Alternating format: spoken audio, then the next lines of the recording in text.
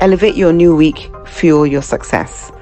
SSM invites you to kickstart each weekday with our news update Between the Lines, featuring the week's top news and analysis and the most attention-grabbing lines, deciphering world events. Hook up to SSM Monday program Between the Lines.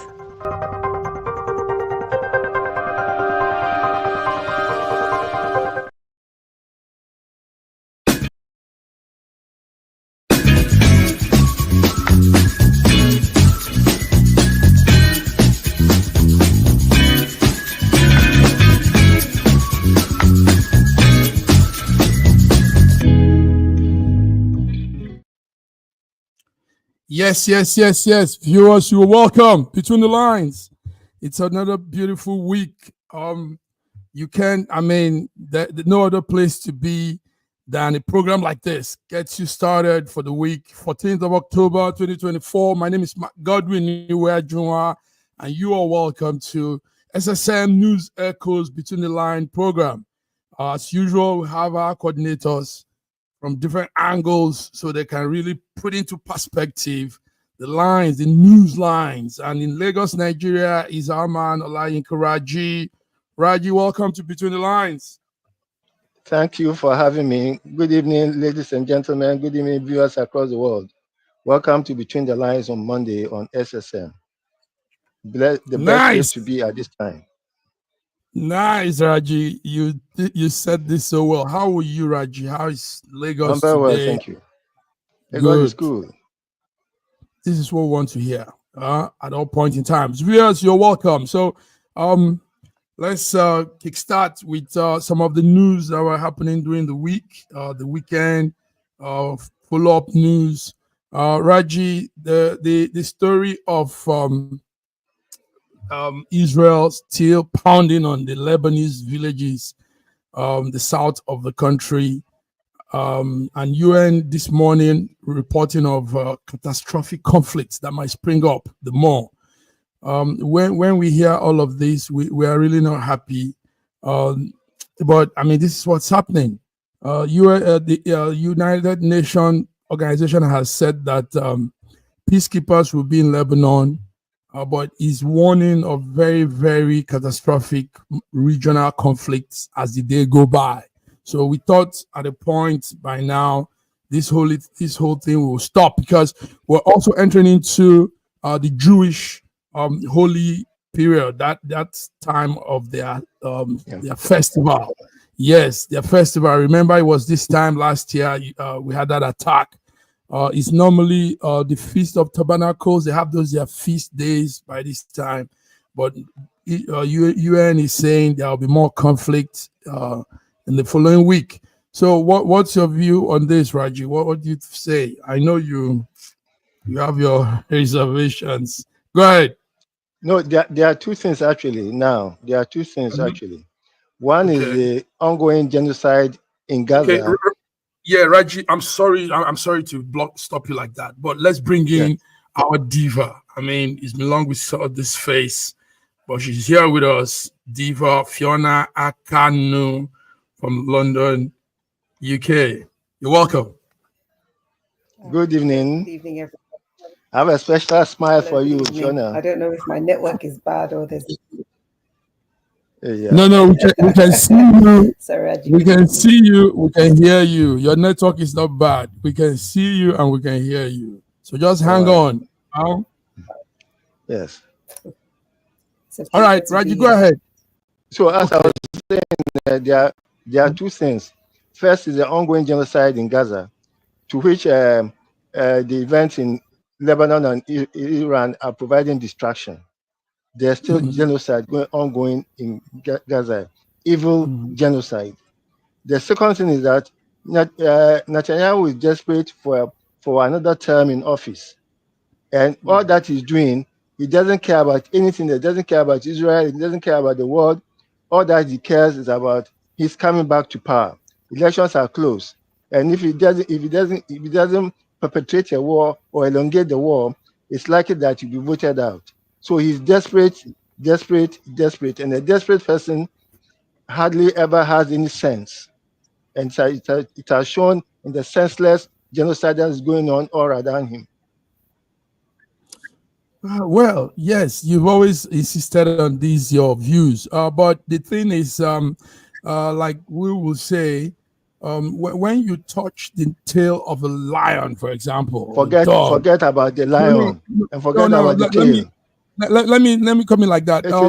I mean, okay. you don't have when there's a reaction, there's obviously going to be a counter reaction, and in this case, yes, Israel is taking it all the way. We know it's this October 7, 2023 reaction. They are taking it all the way because, I mean, they said the plan is, like he said, is to level down everywhere Hezbollah, Hamas, anywhere they have their domain. He wants to level it down. And he's actually... You see, people say that, yeah, the Arabs want to annihilate Israel. And therefore, the whole world should come in their defense. So if Israel also intends to annihilate the Palestinians, should the world also fold its arms and let it go on? Okay. The news today that we are concerned about is that more people are suffering. The Lebanese are the one now suffering the most, and the United Nations is warning that there might be more catastrophic conflict as the day go by, because these two, this clash is going on. Fiona, how do you feel about all of this? Lives going, people dying, over. Fiona, tell us. I just feel that as long as human beings are on this earth, there's going to be conflict, and people are going to do whatever they feel to resolve the conflict for their own best interest. So that's what I feel. It's unfortunate that lives are being lost, but I think that when war is on the cards, then people are definitely going to get killed. Is it fair? Of course it's not fair, but unfortunately that's when war is concerned, things aren't fair. So that's really all I have to say. I'm not really going to speak for or against anybody in this particular situation. I don't think I'm educated enough to be able to speak on either party's side. It's okay. We understand you're trying to be very neutral. Not that you're not educated enough, but you want to be neutral.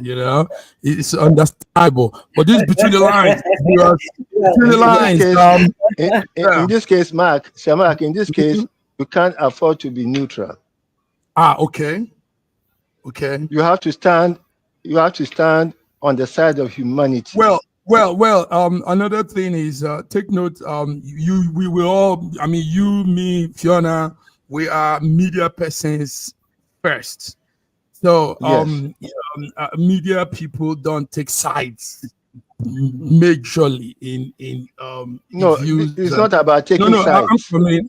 I'm coming. So, but you have your own opinion, but I will give it out as a news, then you can probably say your opinion. But media don't take sides. We try to afford stay neutral.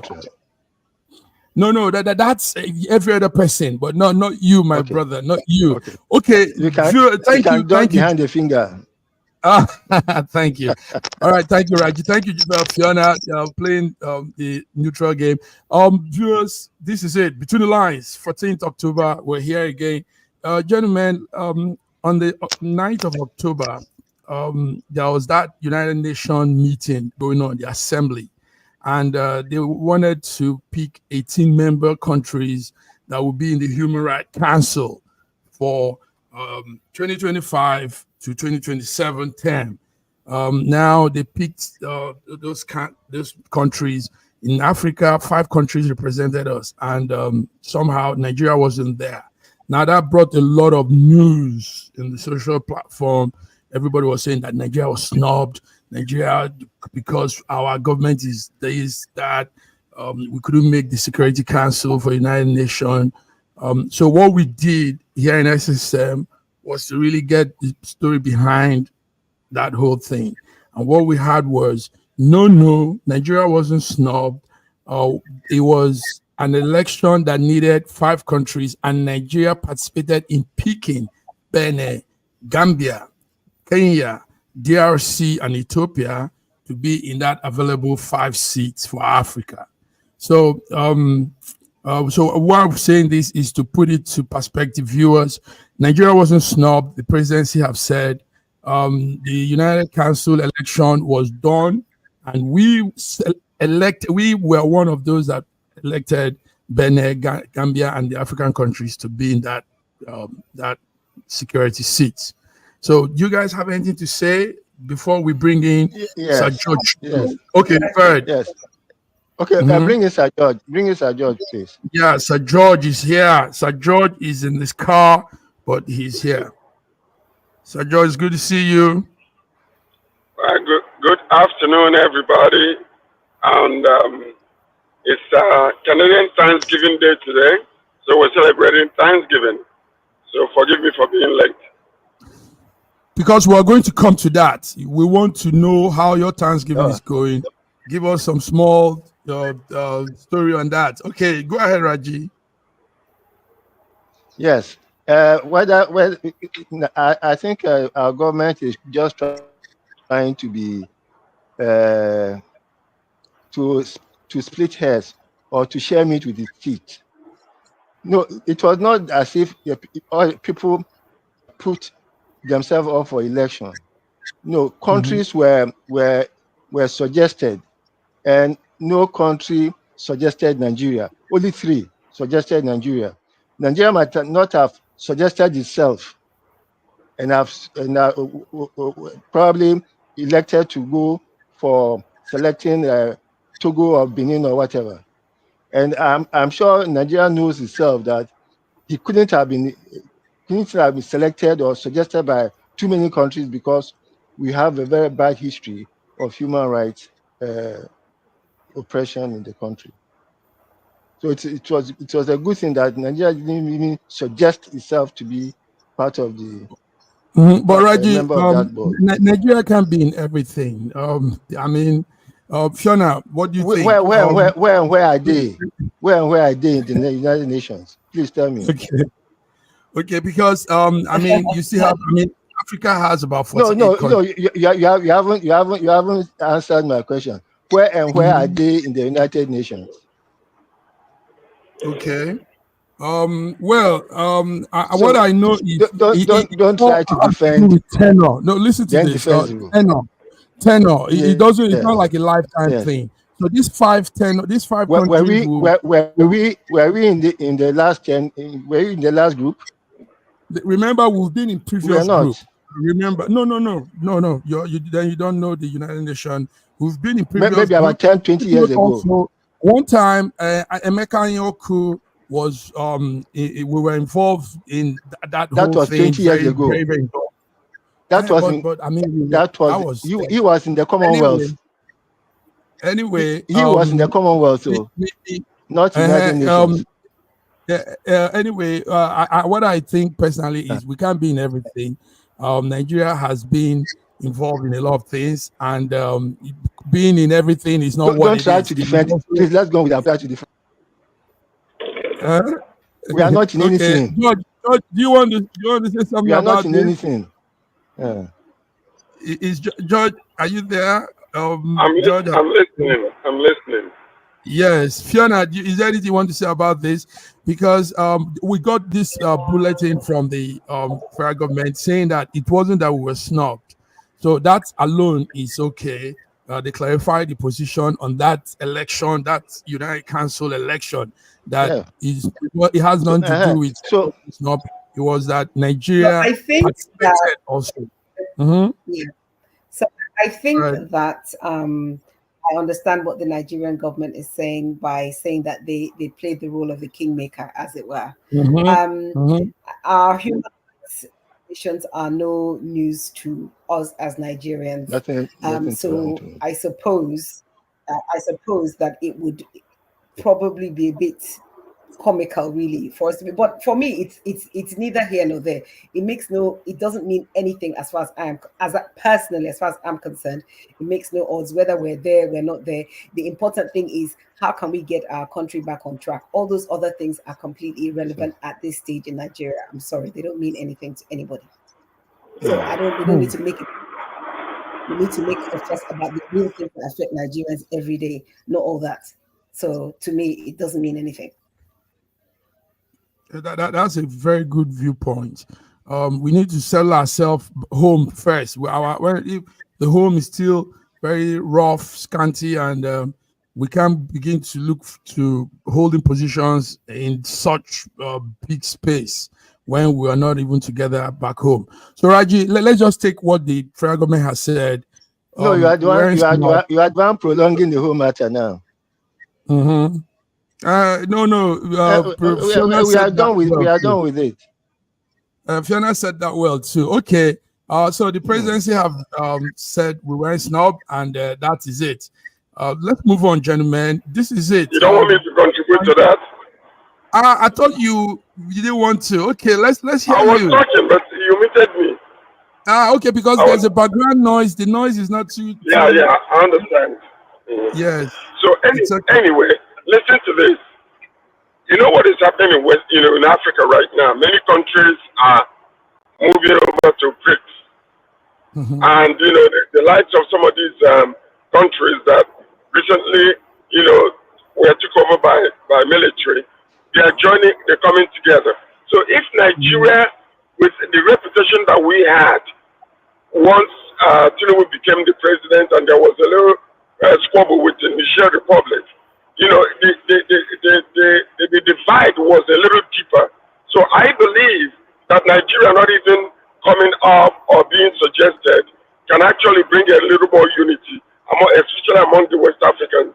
So that's what I believe that may have happened, or maybe we thought that automatically we would be there, so nobody nominated us, and then they excluded us. So we don't know the main reason really why we were not nominated by any other country. You can never tell, but this is how it is. So, and I believe that the way it is right now is even better, because we haven't shown any kind of strong leadership when it comes to African OAU or whatever you call it, and then this West African ECOWAS. So I believe that the way it is right now, it is even better to have other smaller countries to have a say so, regarding, because this is exactly what they're doing to us with the UN. We don't have any permanent seat, but yet they want us to be involved. But they're the decision makers, and when decisions are made, it doesn't really matter whether we like it or not. Especially only Russia, US, and other countries are the ones that have permanent seats, and China. So I think this is better this way, personally. Thank you, George. So that adds to the whole thing. And listen, let's not play down on Nigeria with United Nations. We know the peacekeeping missions Nigeria holds for United Nations and a lot of things we do. So it's not like we've not been involved, we've not been active, we've been active on that plane. All right, gentlemen, thank you. Let's move on to more stories coming from different corners. There's a story of, I don't know if you guys have this, Airpeace. Airpeace is, we're hearing some things there. Now, for our viewers, Airpeace is that private airline owned by a Nigerian businessman, Onyema. What has happened is through the years, between 2010 and 2018, there were allegations of funds fraudulently being wired into that man's account in Atlanta, United States. And somehow those funds were not, didn't pass through good channel. So it was said that there was something, it was fraudulent. Big amount of money into his Atlanta account. So now the United States banking system has come up to say this man is facing some crime. They are alleging he has committed a crime of fraud, and that he should face it. So, but Airpeace came out to say he's been saying this all along. He maintains his innocence as the United States charged him with this whole thing. And they are now adding to it justice obstruction. That's somehow, somewhere, he was blocking them from doing their investigation. Yes, go ahead, Raji. What is it? The accusation is about, first was about laundering. was about laundering funds. Yes, money laundering. Then the second one, which now made it more criminal, was the accusation of trying to obstruct justice by writing a letter and backdating it to before the money laundering case came up, and that that to me is the only criminal act that may be involved in the whole process. Okay. Yes. So, what do you think could happen, Fiona? Do you think he could be indicted and taken? I mean, is this also a witch hunt because of what he's expanding? No, I'm just. I think anybody that's trying to circumvent the law or change the outcome is probably more likely for that to be the reason why the charges will stick than anything else. Yes, I understand that I understand the whole everything that Raji said, and it's unfortunate. And is it a witch hunt? Well, because it's something that's been going on for a while, but I because of the current climate and the fact that actually the wider world, so I'm not mentioning any airlines or governments, but I feel that the whole airpiece agenda hasn't really had a good press from the beginning. So there's a part of me that thinks that had he been Joe Bloggs, that the way and manner in which all this is happening may not have happened like this. That's just what I feel personally. Because if we even think about what has happened with the airpiece flights to London, and just like operational issues, which I think have come as a result of the bigger boys thinking, oh, this is going to really impinge on our bottom line. So I think that there's an element of where can we get this? Where can we frustrate this guy? I think there's definitely an element of that. I'm not saying that he was right. I'm not saying there was no money laundering. I'm not saying anything like that. But I mean, money laundering and people squirreling money away is not news. That's been happening since time immemorial. It's just the timing of it is just interesting that it would be after he's launched this kind of new thing that's moving between and it's, I know it's a big deal for other airlines. I just wonder how much of it has been constructed, if you know what I mean. I just wonder about that. But if anybody has done anything criminal, then they need to just face the full extent of the law. That's that's what's fair. So we'll just have to see. He's innocent until proven guilty. Innocent until proven guilty. George, do you think? I know you've always talked about Airpiece, how he's doing. Tell us. I echo the same sentiment that Fiona just brought up. It's nothing but a witch hunt. Listen to this. Recently on Canadian Nigerian Investment Business Summit that we just had this week, a lot were being said about APs coming to, Canada, direct flight to Canada. So the expansion is actually there. And what they are seeing is that because of this man coming in, prices of flights in Nigeria were affected because he lowered his price, and then all of a sudden there is competition, which is touching the bottom line, the profit they used to make in Nigeria. Now he's coming to UK with a lot of frustrations going on. They don't want him there. They're moving to Gatwick, and yet every time there's been a lot of complaints. Excuse me, regarding what's going on. So I believe that there's a witch hunt to slow him down, to ensure that this kind of expansion and the way he's going, that is going to be slowed, either stopped, or whatever the case might be. That's all it is. After all, when you talk about conspiracy and all those type of things, it's just so bizarre to know that now here is this man, immediately he started, coming out openly. They got to find something on him. That's what it is. Okay. but one known thing you guys all probably should also know is nobody comes into a terrain like that and just have it smooth. You know, No. I mean, EPIs should know this will be happening. You don't just come into, and that's international business. That's one of the lucrative money making sector in the world. You know, air business, passenger plane, and all that.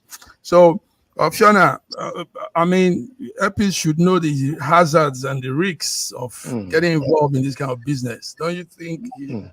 Yeah, absolutely. And I'm not saying that the airline or Mr. Oyeman, I'm not saying that they shouldn't be aware of the risks. I'm just saying that it just seems really interesting that the pressure almost seems to have come ever since he started to frustrate the bottom lines of big airlines. It just seems, I'm not saying that that's what it is, but it just seems to a lay person listening to that, it just seems a bit convenient, we say. Raji, you want? Yes, I want to go with what Sir George and Fiona have said about coming into international business. Unfortunately, airline business has very small, very slim margins, and the moment that competition becomes too much, almost every aspect of the air travel is affected. So I'm sure they wouldn't want a local company to take over their international routes. Lagos anywhere route, Lagos to anywhere abroad is a very lucrative line, and I'm sure most international airlines will hate it for one upstart Okoroman to come and be competing with them. So whatever they can do, whatever they can throw at him, I'm sure they will do. Absolutely, it's true. So it's like so what you're saying is like a passage of right. You know, you want to become this person, you have to go through this process and this head knocking. You know, then eventually, if he stands, boom, he owns the airspace. Nice. Yes. Thank you, guys. Before we go on our short breaks, few minutes. The news came in the morning. Super Eagles said they're boycotting the AFCON qualifying match over delay by Libyan authority at the airport. Raji, do you have that story? We had they've left. They've gone now. What's the update? Tell us. No, I would have thought that NFF will go through CAF to put in their protests and not to naturally decide to leave. I would have thought that to be the best thing to do. But I understand that our team is back, and I think it was rather hasty. It was rather hasty because they could have made their case without leaving and still be able to do it. And then CAF will probably put up whatever penalties they want to put, or maybe postpone the match. But don't you think they were really pushed to the wall? Can I just interject? Sorry, can I just interject? Okay, go ahead, Fiona. Yeah. Can I interject? I hear what Sir Raji is saying, and that's fantastic. But really, they're sportsmen, so they need their rest. They need to do their practice. They need to do everything that makes them a successful team. So if they corralled somewhere and just kept sitting around, I think they're within their right. I don't think it's hasty. I think they're within their right to say, listen, you guys are not going to give us a level playing field. We're exhausted. We haven't slept. We haven't trained. What are we going for? So I think there's a part of what they're doing that's actually quite right. I think they're justified. I don't think it's fair. No, I think they should have left it for CAF to decide whether they were going to postpone because of the circumstances. You see, because if they have left now, but I also understand that the president of the Libyan Football Federation has been sacked or resigned. I don't know whether that was because of what happened or not. But I would have thought that first we'll have put our protest clearly to CAF, and then for CAF, and we are pressured CAF to take a decision. Maybe the reason I understand that. Maybe just because of the trauma of trying to do anything through proper channels in Nigeria, they just decided, you know what, there's no need. Maybe that, because, the thing is that if we try and do anything as Nigerians through proper channels, it's quite a frustrating experience. So I can imagine them not even thinking about that as a holistic thing and just saying, you know what, let's just leave this thing. There's no point. Because I hear what you're saying, that they might have decided to postpone, but what about everybody else that's playing? They're not just going to postpone because why? So that's just my own thinking. Let's still remain on this subject. George, before you come in, I want to welcome our diva from Turkey, Yema Benson. Can you hear us? Can you see us? Thank you, everyone, and welcome viewers to In Between the Lines on Monday. Good evening, everyone. Good evening. Where have you been away for so long? Hi, thank you. Yeah, it's been a while. Yes. Okay. Where have you been away for so long? Yeah, they've all been hiding. Fiona, everybody has been dodging. Maybe they thought the missile from Israel will come on them, Okay, yeah, George, go ahead. George, were you going to say something on the CAF and all that stuff? Because I'm with Fiona on this one. Raji, they couldn't have waited for anybody to do that suspension for themselves, because they were caught up in a situation that was, like we heard here in the studio, no communication. They couldn't even phone. They said networks were down, internet was out, stranded in an airport, nowhere, in a no man's land. And you say they shouldn't do anything that they could have done. I mean, you don't treat human beings and make them. There's a level to where you take people to. So that's what I think too. Anyway, they said they'll boycott that COP with Libya, this whole situation, and let's see what the Football Association comes up with next. Is that okay? Is anybody saying anything to that again? No. Okay. All right, viewers. Gentlemen, let's go on a small break. We'll be back. Stay on, viewers. It's Between the Lines, Monday, 14th October 2024. See you on the other side as we come back. In a world where news flies around every minute, you need the ability to relate and connect with what matters and stay up to date. Schengen Story Media News Echoes program is Africans in Diaspora and at Home's leading English news network, one of the most trusted, respected sources for news updates on current affairs as they affect global Africa.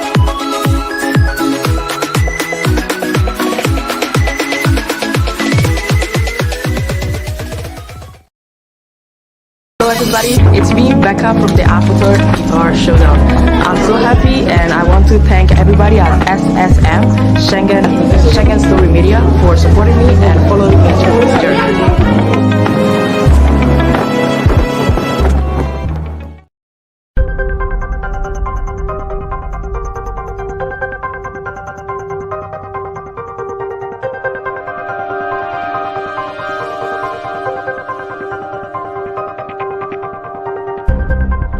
Elevate your new week, fuel your success. SSM invites you to kickstart each weekday with our news update Between the Lines, featuring the week's top news and analysis and the most attention-grabbing lines, deciphering world events. Hook up to SSM Monday program Between the Lines.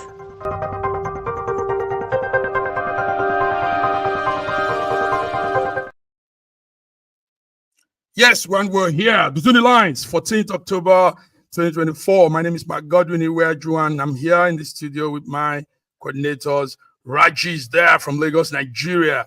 Fiona Yema Benson is here from Turkey, Istanbul. Thank Yes. you. Gentlemen, while the other guys join in, gentlemen, let's talk. Yeah, Fiona is there from London, UK. It's good to have you guys.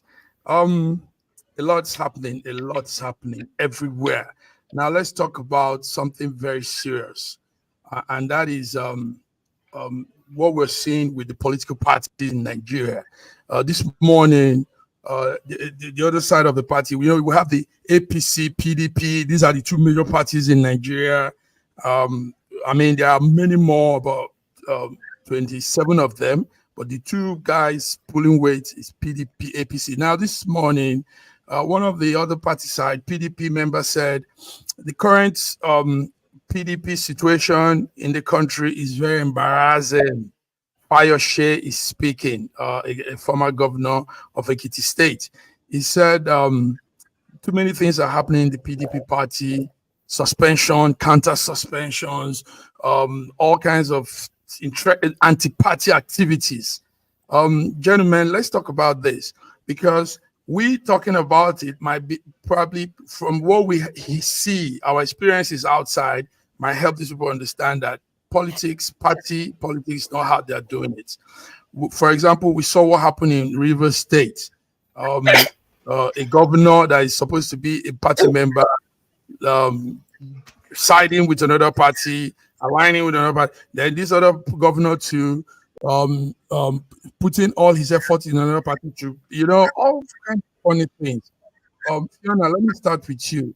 Do you think PDP has lost its power, its values, like Fayose is saying?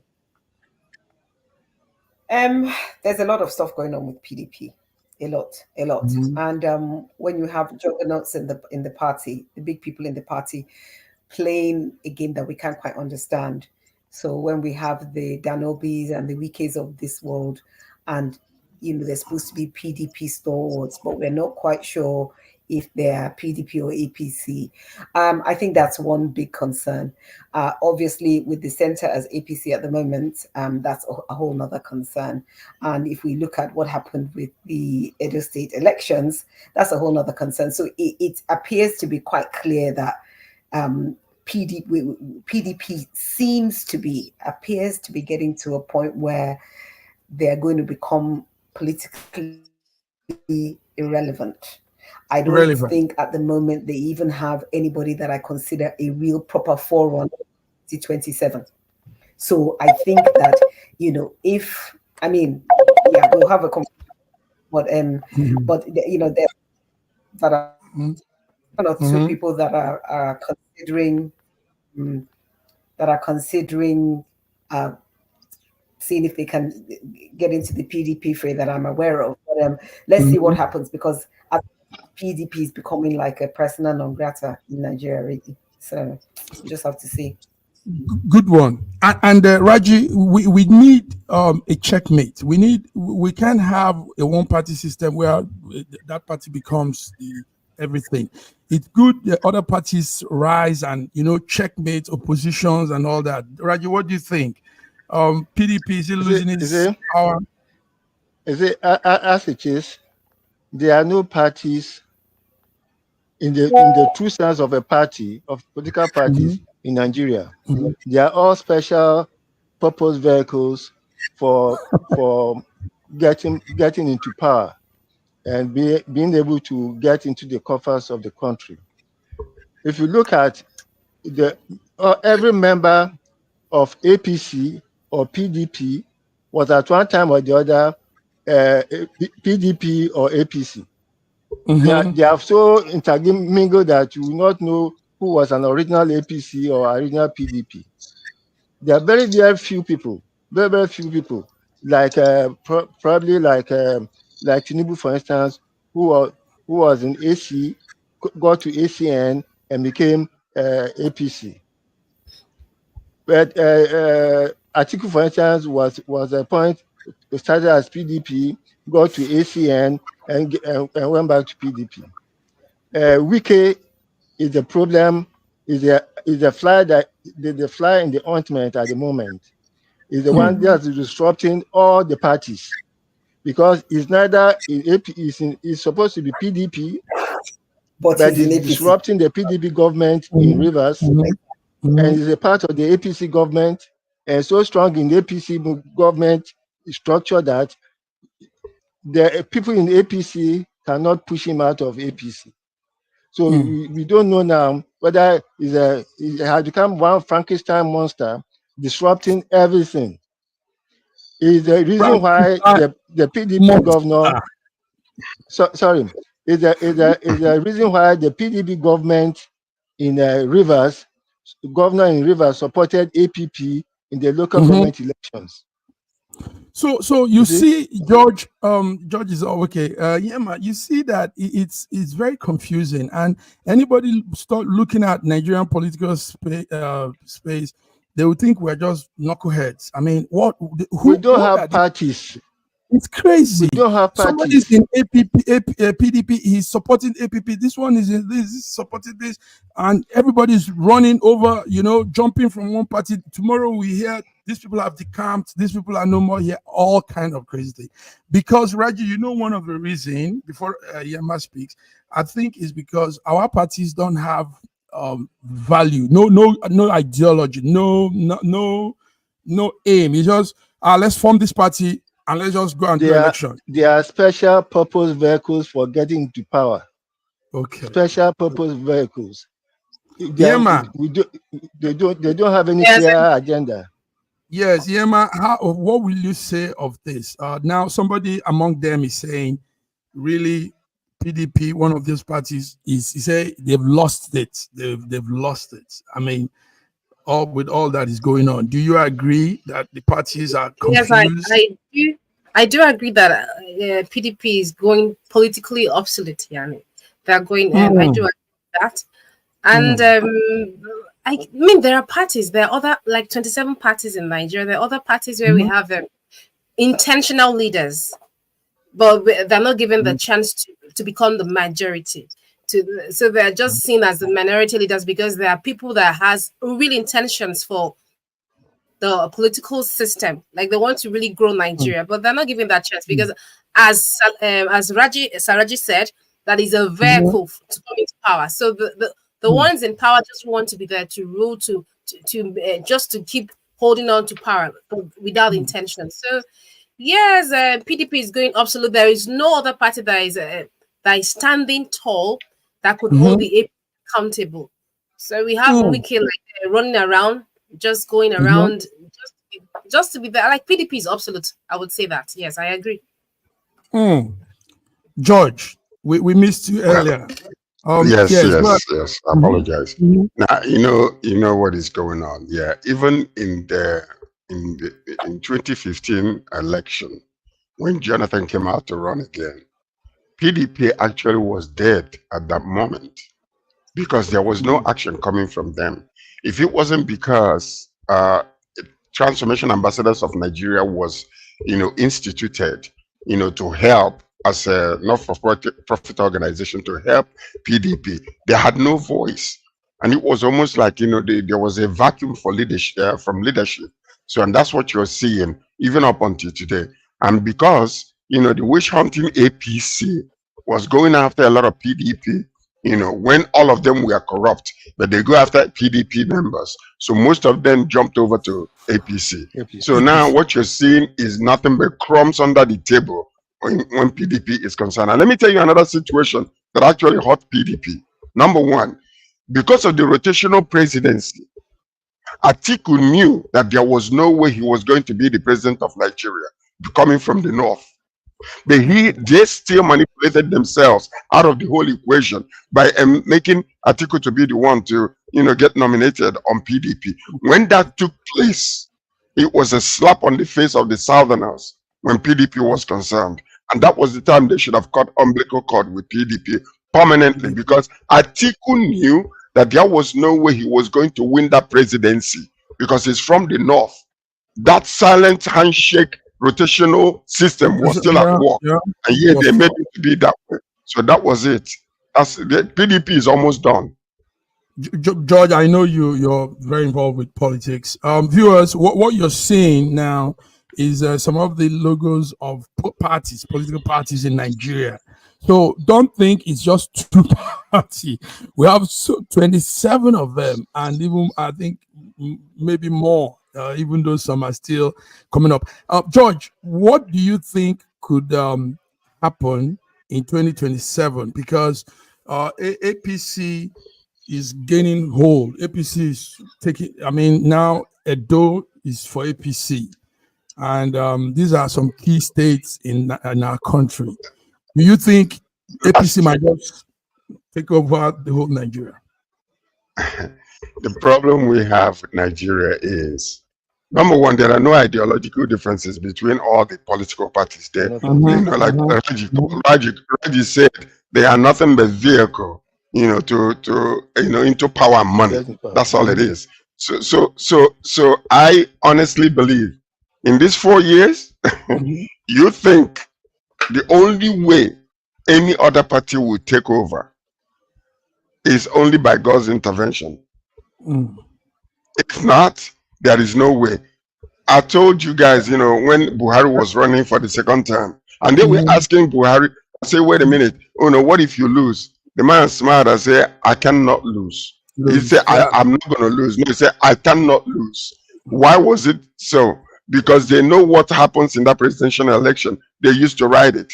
Now, when they brought this, this sophisticated system to ensure that there was fairness and equity and justice when it comes to electing the members that Nigeria wanted, so they had to find a way to manipulate the system and still do what they used to do. So even now, do you think that now that Asiwaju Jagaban is in power, that he will allow any other person to be there after his 4th year? It's not happening. I can say it categorically in front of everybody. They're not going to elect anybody. They're going to write it like they used to do. Fiona, do you think same? Fiona, what do you think might happen? APC taking hold of everybody. Yeah, I think we've had this conversation the last week or so, and I've said as much. I think that once Delta State goes, then that's really it. So I mean, it was really laudable what LP was doing, and it's really great to see what's happening in Abia State. But I don't really know. I don't really know. I really don't know. I can even see a situation where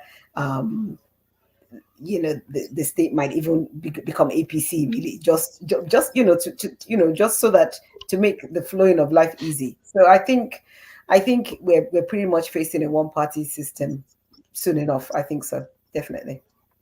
Can I inject 1 second? Can I inject 1 second? Okay. Additionally to what I just said, one thing we need to understand is this: the only way Buhari would have won that election was joining forces with the West, and he won the election. And a pact was made regarding when your turn is over, returning the baton back to me. And that's why we saw the change in the election period when, all of a sudden, Buhari, who was against Tinubu openly, now joined forces with him because he would have divided the party. But now listen to this. Let me tell you something, if this guy is not a greedy guy working with the North, I mean, I'm talking about the head of PDP today. They are running the former presidential candidate. If he is not working with the North, I can tell you what they did in those states by collapsing all others and joining one party in order to win. That's the only way they can win this election. By collapsing most of these parties, come together, and they will have nothing but just like about 75% of the votes. They now can force it to win, because the only way any party can win now over these people is that way. If it remains the way it is, there's no way. Even if nobody votes, they will win. Yeah. Thank you, George. Let him who thinks he stands beware. Let him who thinks he stands beware. He stands viewers, beware. Thank you. The former governor of Ekiti State raised this alarm and said his party has missed it, and that's why we're bringing that line to you. Gentlemen, let's move on to some international updates now. George, we heard there was a third attempt on the man Trump. The trumpet. Third attempt. Raji, third attempt on your trumpet man.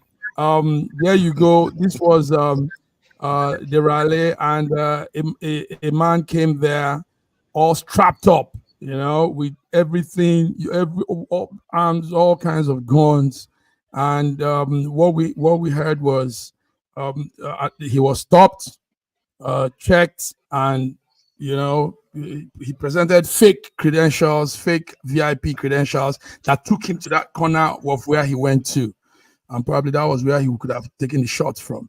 So the man's name is Vin Miller, 49-year-old man. He's been taken into custody, and this was happening there in California on Saturday. George, I'm sorry, Raji. Raji, let's hear you first. I think it's all drama.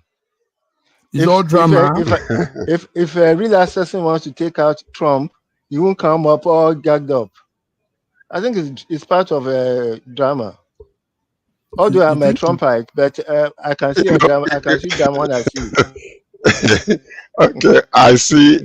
Raji, thank you so very much. You took the words out of my mouth, because this is it. As long as what you call the Trump doctrine is, it doesn't matter good or bad news, as long as I'm trending, that is the key to success. So right now, one of the major problems he's facing is because he's facing somebody who is so intelligent and so sharp when it comes to discussing issues and stuff like that. And so Trump is masquerading himself and trying everything he could. Let me tell you, see all of these things, every single one of them, I believe, except maybe the first one, but the rest of them are planned. Once he starts seeing his popularity go down, or there is nothing, something big that is happening, he will go into all these things. I believe is all planned. It is all planned to ensure. That's it. Fiona, do you think this is planned? I think. I mean, when I saw on the group, I think my reaction was pretty clear. I mean, to me, I actually started laughing when I heard it on the news. I actually burst out laughing like, oh my goodness, because the guy is just like a pure comedy skit. I think you would have to be of quite low intelligence to actually like buy into this and think that this is actually a real thing. It's not. I just feel sorry for the poor guy that they've brought into this film, but I'm sure he's going to be rewarded in some kind of handsome way. But to me, it's just all just noise and just trying to just deflect from the fact that he's just really low quality. Drama. So I'm not really, I don't buy any of it. I don't believe it. I just think, just trying to just look for ways to just, remain in the spotlight. Yeah. You guys are, I'm taken aback with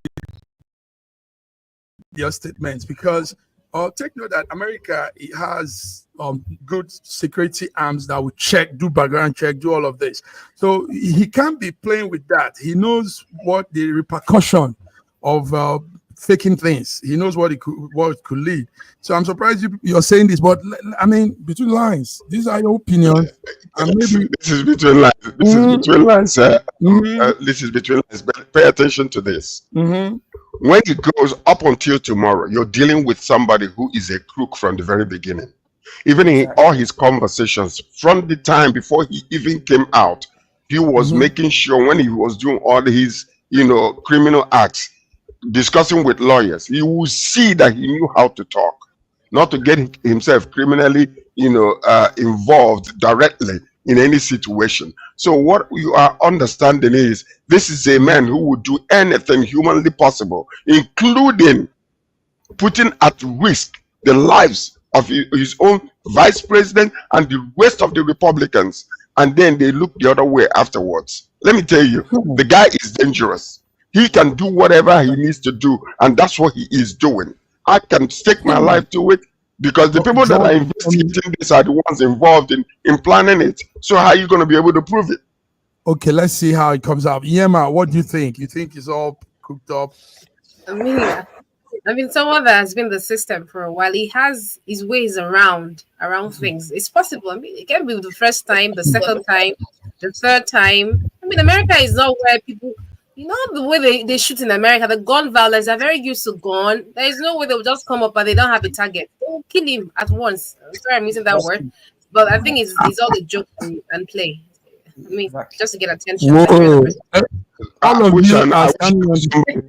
I wish I knew somebody who can do a real good cartoon. We'll do cartoon with this one. It will be very popular.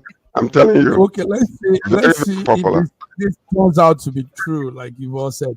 Now, before we begin to round up, but before we do that, let's commend. There's a Nigerian, or he's British anyway, bodybuilder, or he's Nigerian bodybuilder called Samson Baudu. He won the 2024 Mr. Olympia game event Now he gets $600,000, and he's all over the internet. What do you guys want to say? Samson Daudu. Yes. Uh-huh.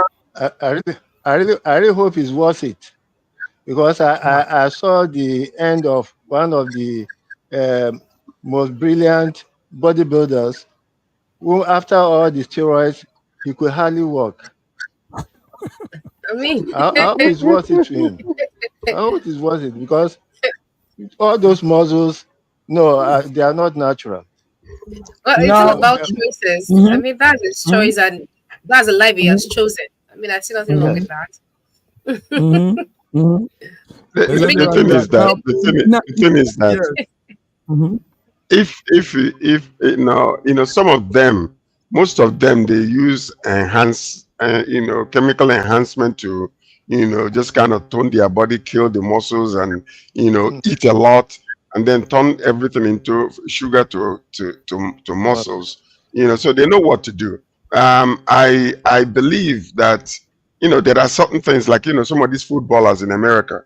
When you see how they eat, then you will understand the reason why they are the way they are.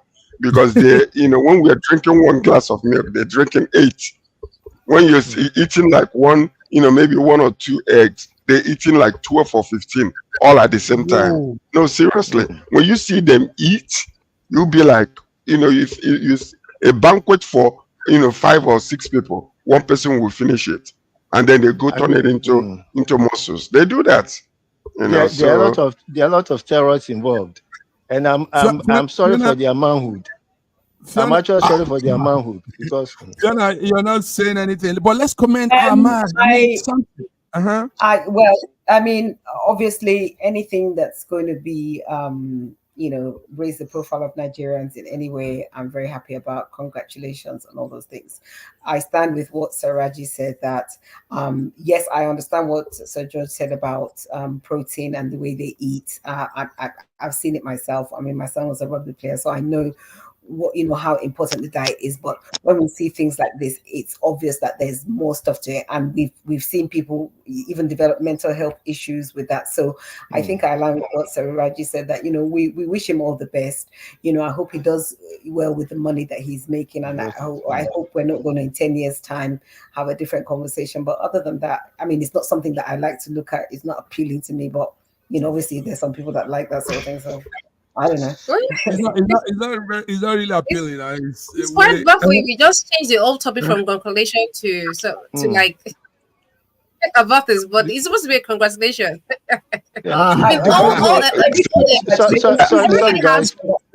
Sorry, guys. Did you look at this manhood? No. We're not coming to that one now. Okay, it's very important. I mean, they chose it. This is bad. We congratulate him and we congratulate Nigeria. Yeah. These are we want. Their ups and downs. Also, in November the 17th, there'll be the bigger one. This one is Mr. Olympia. There's the Mr. Universe and Mrs. Universe too. There you will see women too, looking like very massive looking. So that comes up here in my place in Italy, in Venice. Mr. Universe 2024 will be coming up soon. The one that was held, this one, the Olympia, was done in Las Vegas last night, George. I was close to you. And Samson Daudu won the grand prize. Yes, gentlemen, there are other stories. George, go ahead. You were going to say something? No, I just wanted to say congratulations, Nigeria. We still have great things coming out of you. Oh, my nation. Thank you. All right, guys. The small news before we go is the Tesla car, Elon Musk's car, killed 4 people, blew up. They were driving and the car just blew up. Boom, right in Paris, France. So the conversation now is, are these automated cars, these electric cars, are they safe enough to convey people? The car hit a culvert. And exploded. The explosion, yes. Okay, that could have caused it's not that it exploded on its own. Okay. Yes, okay. It hit a culvert. But I thought we were going to talk about the news how well SpaceX did Yes, with SpaceX. Yeah, it's the time. It's the time. The SpaceX did so well. Yes, Raji. Raji, boy, thank you for putting that right. On the Tesla accident.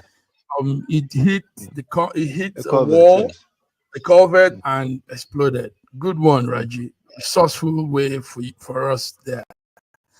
Gentlemen, I think we have to go. Let's keep to our time. Wednesday, we'll talk more of other things. There's so much more to talk, but we keep it also rolling on our pages, on our group chats, social handles. Follow us, viewers. It's hot with SSM, and today's Between the Line has been very hot with Fiona coming by, Niema, George. Can you imagine? Making us look so good. I said, Fiona didn't say anything about the beauty competition. She was a referee. Yes, Fiona will tell us about that next time because I'd like to see some beautiful women. Yes, SSM has been supporting people. I don't know if you all saw the advert during the break. There is this young girl. Maybe I play it again. Hello everybody, it's me, Becca from the After Guitar Showdown. I'm so happy and I want to thank everybody at SSM, Schengen Story Media, for supporting me and following me through this journey. Now what you saw there is a girl we were with through. There was a competition in Hollywood and a guitar competition. So we were the media partner for her, and we supported her, did all we can, and she did so well. She represented. Imagine this girl was representing Europe, a black girl, a Ghanaian representing Europe. That's amazing. That's very great support from SSM. Yes, we backed. We were all through with her. All right, gentlemen. See you on Wednesday. Please be there, Fiona. Be there, Yema. Be there, Raji and George. Wednesday, we want to see everybody again.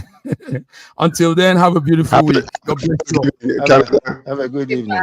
Good to see everybody. Yes. Bye. Bye-bye. Fiona, good to see you. Bye-bye. Great to see everybody. Elevate your new week. Fuel your success. SSM invites you to kickstart each weekday with our news update, Between the Lines, featuring the week's top news and analysis, and the most attention-grabbing lines, Deciphering World Event.